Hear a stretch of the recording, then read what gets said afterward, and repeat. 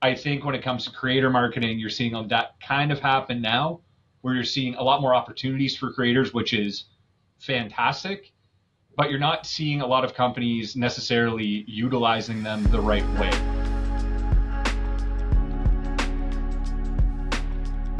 All right, hey everyone, welcome to the latest episode of the LoSasso podcast. Today we're diving into B2B influencer marketing, how it's continuing to evolve and really elevate its role in the B2B marketing mix.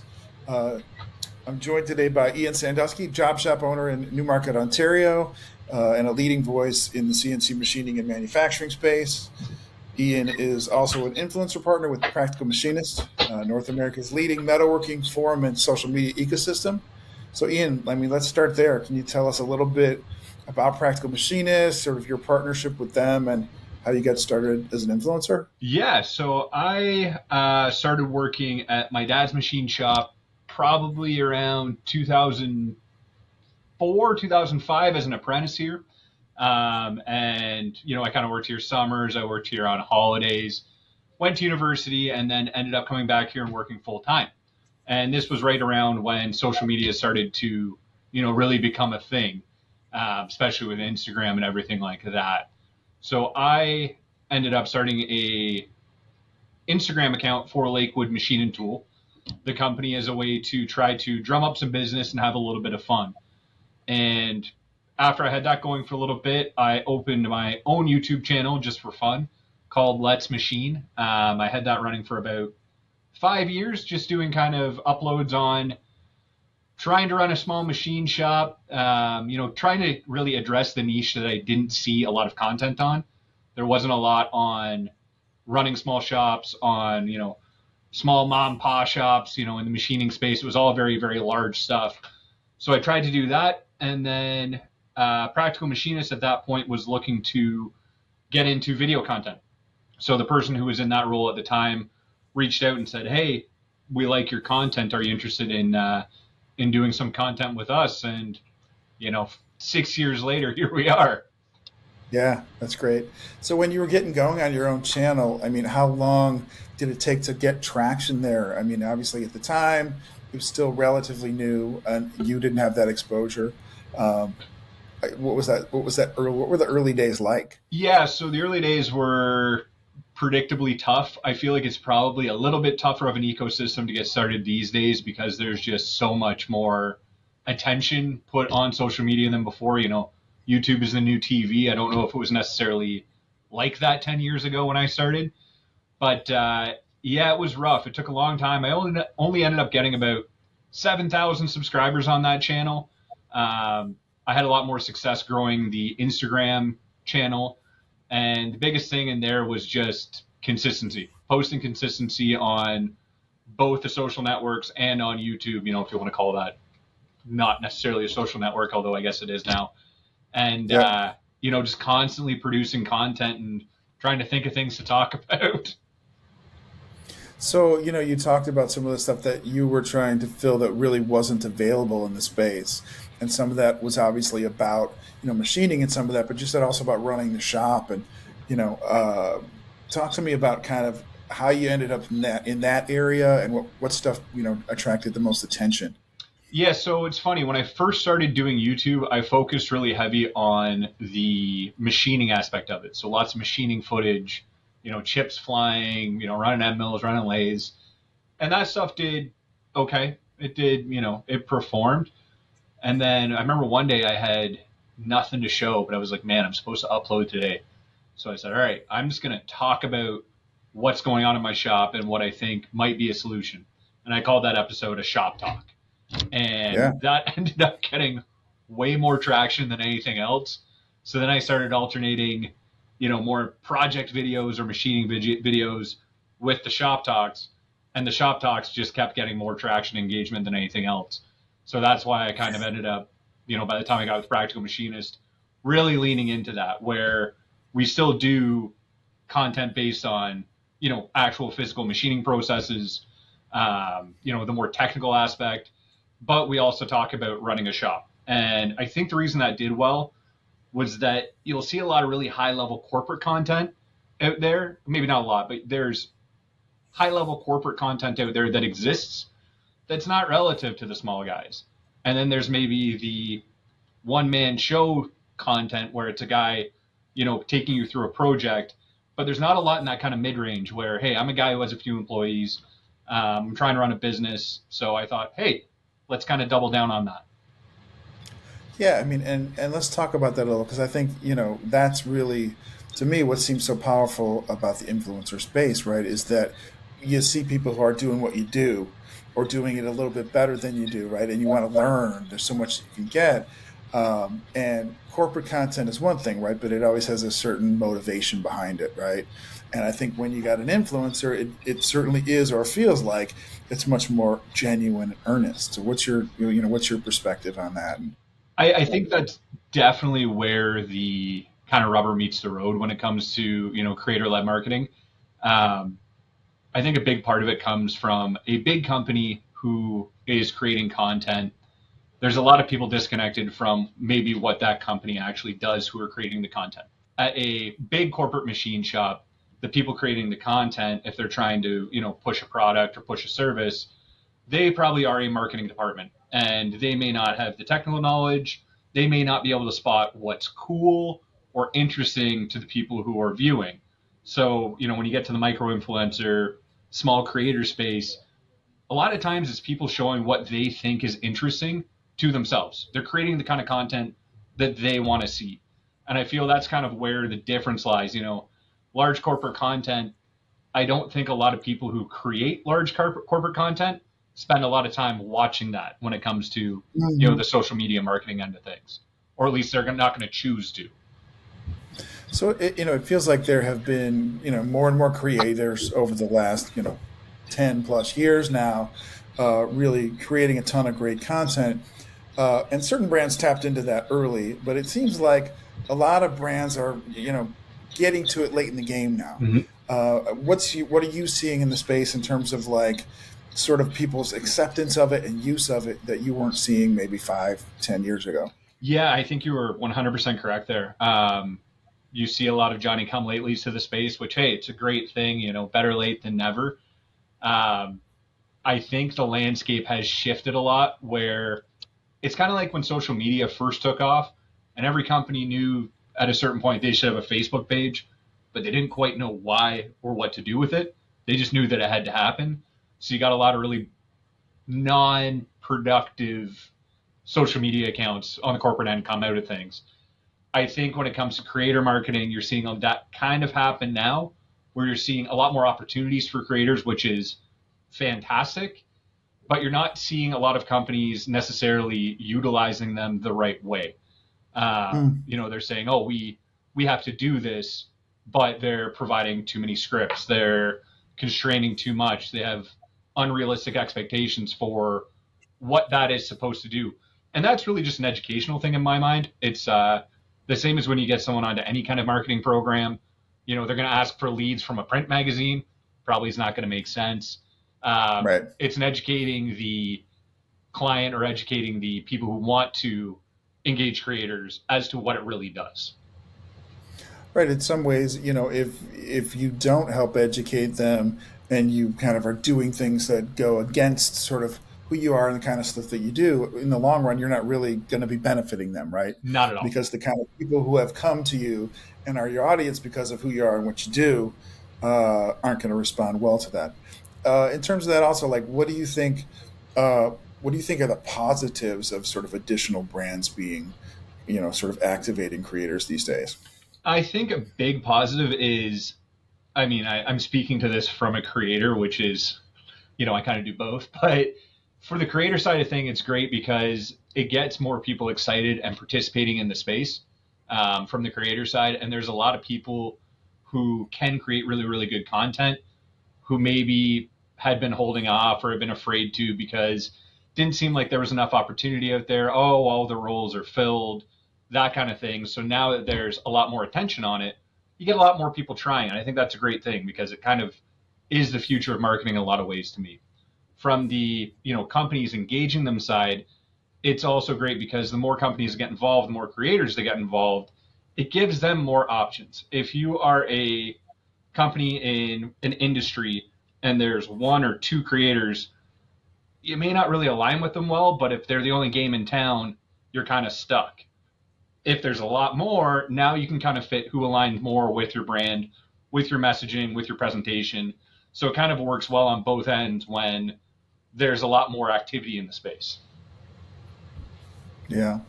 You talk about kind of focusing more on the shop talk end of things. I know, with Practical Machinist, you do a lot of different content. You do shop tours, you do, interviews on the trade show floor, different things. Like, which types of the content do you find your audience is still like sort of most resonating with? Like, what's working best? It's really interesting because it's kind of one or the other. It's either the really high level talking about the industry, talking about challenges shop space, the absolutely no machining on the floor content that seems to resonate really well because, again, still there's more people talking about it, but it's not a very well addressed segment, I suppose. And then on the flip side of that, the crazier you can do machining content with, less talking, less intro, less commentary also seems to perform very well. There's a healthy mix there that's still in the middle that does well, but with everything world polarizing, it seems those two things are doing the same thing. And then tours, Sure. Of course, tours are super, super well performing. And I think that's just the nature of everybody wants to see inside another shop. You want to see how the pros do it. You have, like you said earlier, you want to find out how the companies that you respect and the people you respect do things. And hey, we get to go in there and show you. People are going to watch it. Yeah. Yeah, no, a lot of times, right? You see the way it is somewhere else, and you're like, oh yeah, we're all right. We're doing it all right. You've got that comparative, right? Or to your point, you see something that's really exceptional, and you're like, okay, how do I emulate that? Yeah. So you've obviously had a different sort of journey because of your affiliation now with the Practical Machinist, right? That sort of has expanded your audience. In what other ways do you think that sort of partnership has been beneficial to you and to them? So to me, how can I count the ways? When I first started doing content with Practical Machinist, and to this day, I have worked at one machine shop ever. My experience is limited in terms of what I've seen out there. Most machinists will bounce around between, 3, 4, or 5 shops, learning a little bit and getting to check out a little bit along the way so they get more exposure. I didn't have any of that. I've been at one shop for, over 20 years. So number one, getting out there, getting to meet other people in the space, getting to check out new technology, getting to just get exposed to the industry at large has been a hugely beneficial growth thing for me as a shop owner, as a machinist. Aside from that, the partnerships that we work with, tooling companies, machining companies, tool builders, machine builders, the amount of new technology I've been able to get in here, as a benefit of Practical Machinist has been massive. Letting us try out new stuff that we just wouldn't have an opportunity to do otherwise without spending a lot of money. That has been massively beneficial. For me and my guys, getting to, not feel like we're getting left in the dirt because we don't have this budget or that budget. And then on the Sure. Practical Machinist side, I think it's been a fantastic partnership. I'm exclusive with them and I wouldn't have it any other way. The reason I think it works so well is Practical Machinist is about the machining community. And although I happen to be a member of that community that speaks on camera to it, I'm just another member of that community. And there's no one else out there like that in this space doing that. It doesn't feel like a strictly commercial or promotional endeavor that way. And because of that, the content we create is for the community. It's very authentic. Everything has to be tied into either education or entertainment. There's nothing that is strictly promotional. And because of that, it performs well. And we get an audience that continues to come back and engage. So I think that kind of symbiosis kind of works out quite well. Yeah, no, the other thing is, I think people knew about influencers, years back when it was more on the consumer side. But it really has, you've seen that elevation in B2B.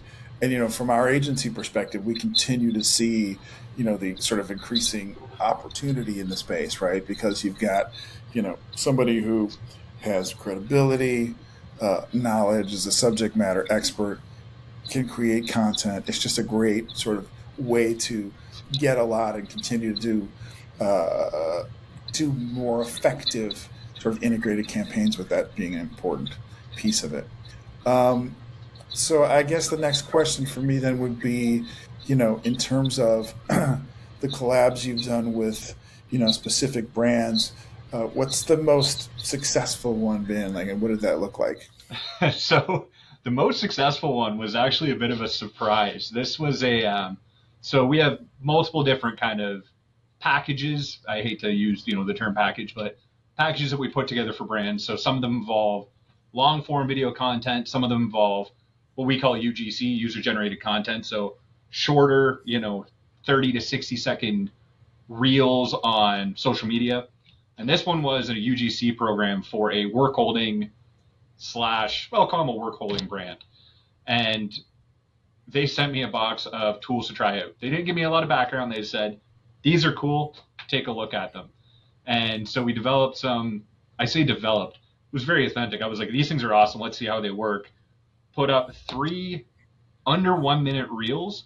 And of those 3 products, I know at least 2 of them sold out completely within, it must have been a month. They actually had to ramp up production at their facility to get these things back in stock. And it was completely unexpected. But it was a really good illustration of, if it's no matter what, no creator can make a bad product look good. It's going to come off inauthentic. Right. But if it's a cool product and it's in the hands of someone who knows why it's exciting and can show why it's exciting, it works. It really, really works. Right. You got to get that out in front of people, but instead of like, hey, here's this thing, let me try and get your attention to look at this ad or something that's going to tell you about it, and you're not really going to necessarily be tracking with those benefits or believe them, right, coming from that context, right? Or having somebody who you've seen before, and trust, just trying it out, right? Not even like with an agenda, but like, okay, let's just check it out and like, make some chips and figure out how this thing works and get excited about something. I can see where that would be super effective. We always say I always say it's like, when we do trade show content or when we do UGC, it's not an infomercial. It's your buddy showing you something he thought was cool. If I walked out to my buddy and said, have you seen the new latest thing? They would think I lost my mind, but I would say, check this out. This thing's really good. Here's why. That's what's actually effective. So, if for companies that have been kind of intrigued by the idea but haven't pulled the trigger because they're not sure how to do it, what's your sort of advice to companies for, sort of engaging creators and figuring out how to form a good partnership? Yeah, definitely. So the number one concern I think brands should have in mind is finding creators or putting high on the list when they're looking at a creator to make sure that the content that they already create aligns well with their goals or their brand. That doesn't necessarily mean that, it's one for one. So they use the exact same marketing language that the company uses, that they, appear exactly the way that company wants to appear on content, but making sure that they're not going to try to round peg square hole a creator right off the bat.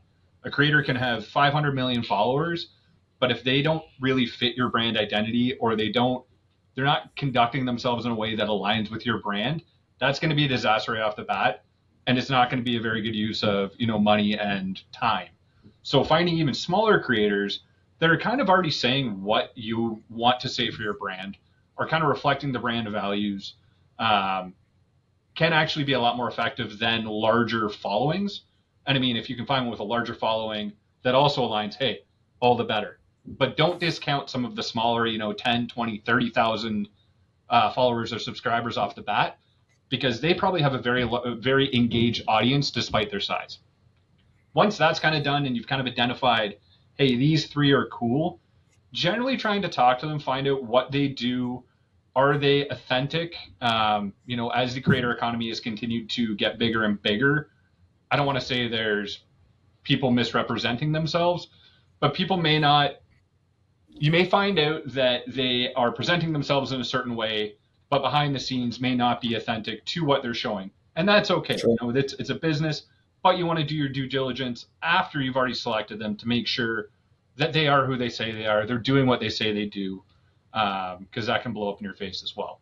And once you've got that narrowed down, basically it's having a conversation to say, this is what we're looking to do, have some very tight constraints on the program expectations.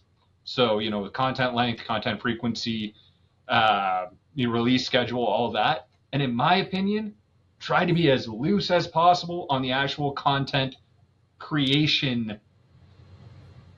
How do I put this?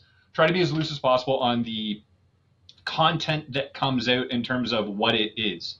The tighter you get with the creator in terms of giving them a script, giving them constraints on words they have to use, giving them, as many constraints as you pile on it, it gets less and less authentic and therefore less and less valuable the more you stack on it. Sure. So if you've selected somebody that already works really well with your brand and aligns well, hopefully you have to do as little hand holding as possible after, the overall ideas are conveyed. And, just in terms of even doing the content and having good flow in it, right? If you know the stuff, you're talking about the stuff that's exciting to you, it's going to be a different kind of a path that thing takes than if you're really trying to force in, certain points or whatever. And it could really kind of kill, to your point, the authenticity of it and the energy and excitement around it.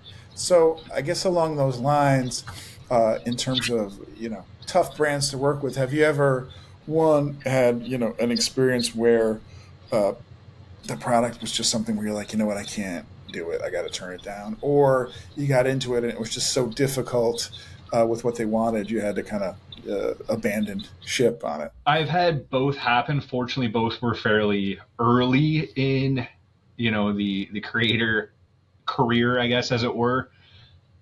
It's happened, and I'm glad it happened, because when you first start doing content creation, you get your first opportunity and your second and your third, you're excited and you don't want to say no to anything. So you'll kind of overlook maybe brand misfit.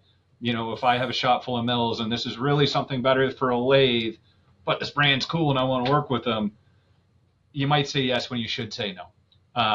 So that has happened. And fortunately, there was no real damage done. It just wasn't as effective as it could have been. And then on the end of things where we've engaged with a company, got the product, and then found out this isn't really what it says on the tin. We were promised this is not really what it is. We're not saving time. We're not saving money. And you don't want me to talk about what I'm really seeing here. Yeah. And, you don't want to obviously badmouth the brand that you're working with, but you also don't want to misrepresent what you are experiencing. That was a difficult situation to navigate. Fortunately, it turned out okay. Found them a better creator that works well with them. But it's something that will come up if you're on the creator side. And as a brand, if you are engaging with creators, this goes back to trying to make sure that you understand the capabilities, the constraints, whatever, of the creator before you get into it. So if they say, we agreed to 3 60-second videos and you're expecting a 20-minute video, no matter what you do, nothing's going to really rectify that. You know what I mean? And how detailed are those sort of packages, as you call them, in terms of expectations typically? Are there a lot of like, okay, I need this many, this length, or is it more like, hey, here's the product, here's what I'm trying to do, what do you think I should do? So at the beginning, there were a lot more constraints before I don't want to call myself a known quantity, but until kind of people were more familiar with what I did. Typically it'd be like, for UGC program, hey, we want to do 1 post per month over 3 months, length between 30 to 60 seconds, go. And then for the longer form content, typically I'll have a meeting with the company first to make sure that my idea aligns with what they're doing rather than, and that's important because I want to make sure the idea I come up with reflects what they want to do rather than them telling me what I should be doing. Because again, I feel like that kills the authenticity, and maybe it's a diva move or whatever, but I just feel like it kind of keeps it from coming off like an infomercial, which is 100% what you want to avoid. So then I guess any closing words, any final thoughts before we call it a day? Yeah, I mean, I would just say, if you are someone who's looking to get into doing content creation, I still don't think it's an oversaturated market, even if it is a more saturated market, because no one's you. You know what I mean? No matter how many machining channels, skateboarding channels, whatever, you are not doing it. So therefore, there's still a space there. Make content that you would want to watch. And if you're on the brand side, engage with the content that you enjoy watching. Don't go for this guy just because he's got a lot of followers. Go for it because your guys enjoy watching it. Go for it because, it reflects your brand well, not necessarily just chasing numbers, because you can pay for numbers in this economy. You can't pay for engagement. You can't pay for content that actually does something just by throwing money at it. That's a good point. We sort of have talked around it, implied it, but I mean, part of this is about, more tapping into micro influencers, right? Mm-hmm. Versus assuming an influencer's got to be some huge thing. I think, that's from a marketing side and sort of a value perspective, that's a lot of times where you're getting somebody who's super believable, accessible, because they're mutually beneficial relationships, right? So this creator is looking for brands to partner with, looking for exposure and opportunity. The brands are looking for good content, good personality, and not somebody where they're paying for 500,000 followers and they're partnered up with all these other brands and they're kind of lost in the shuffle. So it's a cool space and an opportunity that's out there for marketers and creators. That's great. 300 super engaged followers is worth more than Kylie Jenner showing your brand if that brand has nothing to do with her following, even though it's millions. Right. Well, Ian, man, thank you. I really appreciate the time. Of course. Thank you very much for having me. Your insights and experience are, unmatched and great to have you on. Thank you very much, sir.